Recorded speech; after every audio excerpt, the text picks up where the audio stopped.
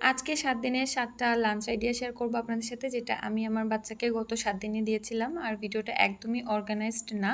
Just কিছু clip নিয়েছিলাম আপনাদের সাথে শেয়ার করব দেখে। আপনারা অনেকেই আমাকে রিকোয়েস্ট করেছিলেন এই টাইপের ভিডিও দেওয়ার জন্য।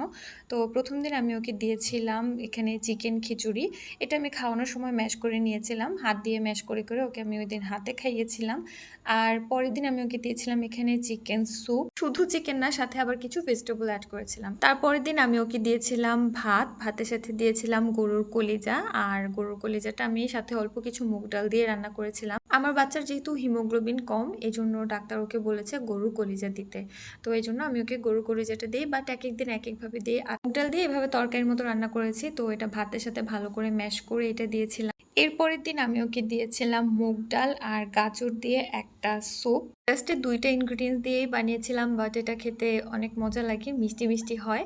আর মাঝে মাঝে আমি ওকে স্যুপ দিয়ে থাকি খাবারের সাথে। তো এরপরের দিন আমি দিয়েছিলাম এখানে পেঁপে বিটরুট দিয়ে হচ্ছে খিচুড়ি।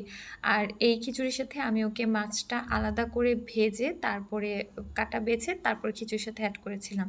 তো এভাবে মাঝে মাঝে মাছটা আলাদা ভেজে তারপরে খিচুড়ির সাথে দিয়ে থাকি। আবার মাঝে মাঝে হচ্ছে আমি এভাবে মাছ দিয়ে খিচুড়ি রান্না করি। যেমন এর পরের দিন আমি ওকে দিয়েছিলাম শিং মাছ আর পেঁপে দিয়ে খিচুড়ি, যেটার রেসিপি কিন্তু আমি শেয়ার করেছি। এখানের ম্যাক্সিমাম লাঞ্চের রেসিপি কিন্তু আমার শেয়ার করা। তারপরে আরেকদিন দিয়েছিলাম এখানে ভাত, আর সাথে দিয়েছিলাম ডাল আর হচ্ছে ডিমের কুসুম।